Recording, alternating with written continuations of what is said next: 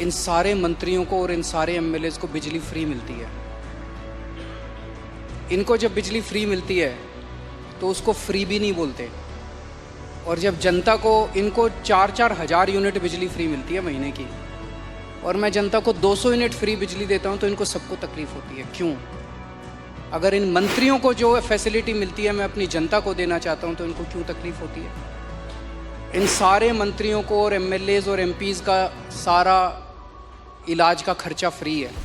कोई बीमार हो जाए इनके घर का सारा फ्री है। तो अगर मैंने अपने दिल्ली के लोगों का इलाज फ्री कर दिया तो इनको क्यों तकलीफ होती है? जो जो चीज़ें इन मंत्रियों को और इन संतरियों को मिलती है मैं अपने लोगों को देना चाहता हूँ। हमारी सरकार बनने के पहले दिल्ली सरकार घाटे में चलती थी। हमारी सरकार बनने से तब से लेके आज तक दिल्ली सरकार अकेली सरकार है पूरे देश के अंदर जो फ़ायदे में चल रही है। मैं सरकार फ़ायदे में चला रहा हूँ। मैं कोई नया टैक्स नहीं लगा रहा, मैं कोई लोन नहीं ले रहा। अगर मैंने करप्शन ख़त्म करके पैसा बचा के लोगों को अगर सुविधाएं दे दी तो क्या बुरी बात की? तो दिस इज़ गुड इकोनॉमिक्स।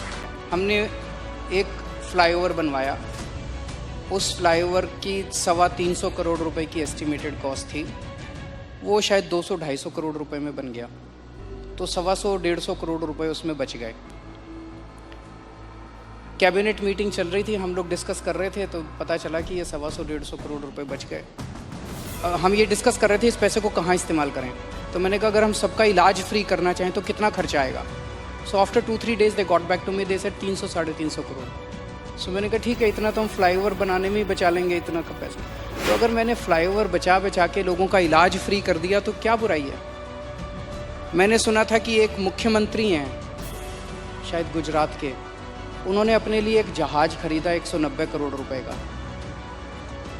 मैंने लिए अपने जहाज़ नहीं खरीदा, मैंने दिल्ली की सारी अपनी माँ बहनों का डीटीसी बसों में किराया मुफ्त कर दिया, 150 करोड़ का खर्चा आया।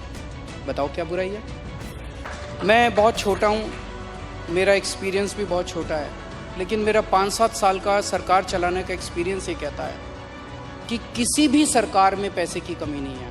मैं ब्लैंकेट स्टेटमेंट दे रहा हूँ, किसी भी राज्य सरकार में और किसी भी केंद्र सरकार में पैसे की कमी नहीं है, नीयत की कमी है। शहीद आज़म भगत सिंह के शहादत दिवस पे एक व्हाट्सएप नंबर जारी किया जाएगा। पंजाब में अब अगर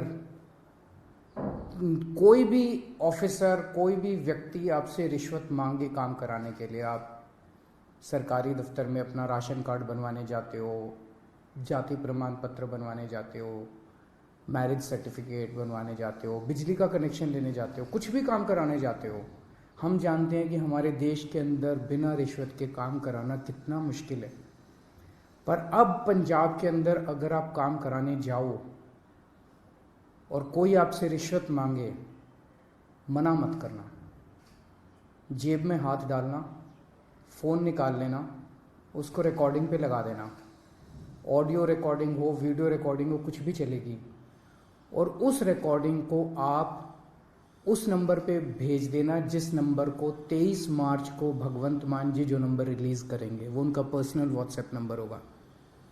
उस नंबर पे आप उनको वीडियो भेज देना, ऑडियो भेज देना उस ऑफिसर की, और आपको यकीन दिलाते हैं कि उसके खिलाफ तुरंत सख्त से सख्त कार्रवाई की जाएगी। ऐसा आज पंजाब के सीएम भगवंत मान जी ने ऐलान किया है।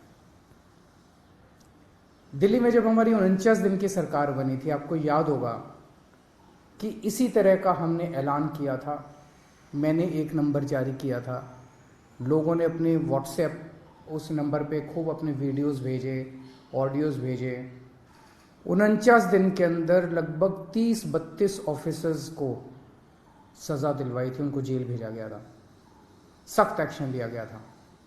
49 दिन में दिल्ली में भ्रष्टाचार कम नहीं हुआ था, दिल्ली में भ्रष्टाचार खत्म हो गया था।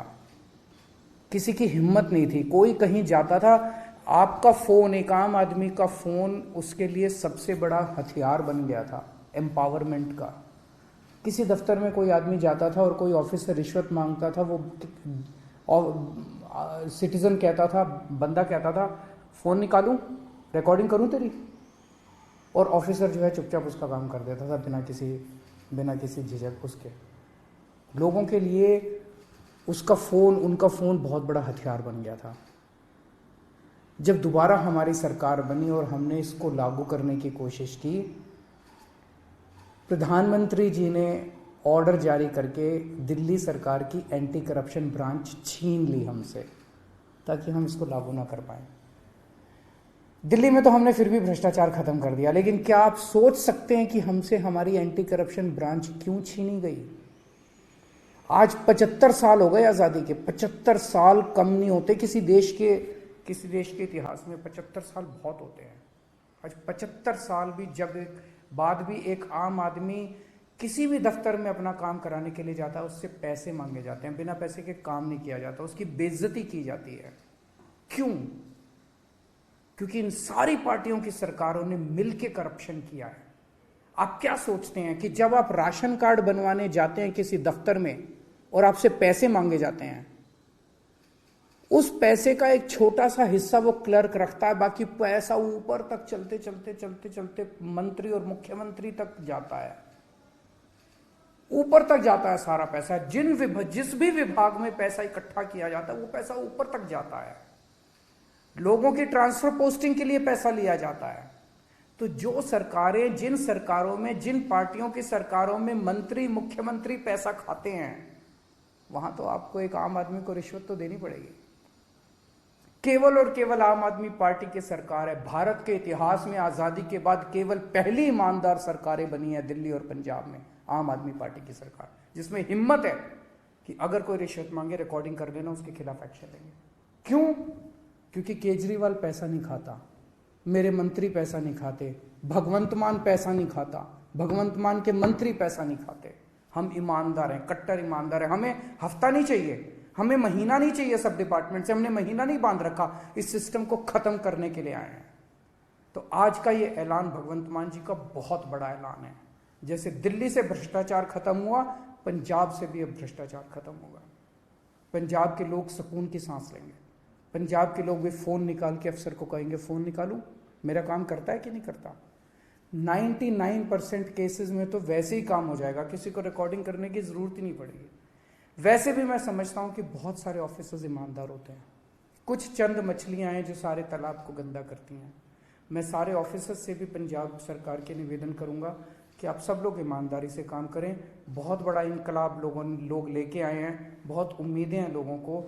सबकी उम्मीदों को हमें मिलके पूरा करना है और पूरे देश से भ्रष्टाचार खत्म करना है। एक दिन पंजाब से, दिल्ली से भ्रष्टाचार खत्म हुआ। हमने ये दिखा दिया कि ईमानदारी से सरकार चल सकती है। हमने ये भी दिखा दिया कि भ्रष्टाचार खत्म किया जा सकता है अगर जनता खड़ी होके इनकलाब लेके आए, जैसे दिल्ली और पंजाब की जनता ने इनकलाब किया है। नमस्कार।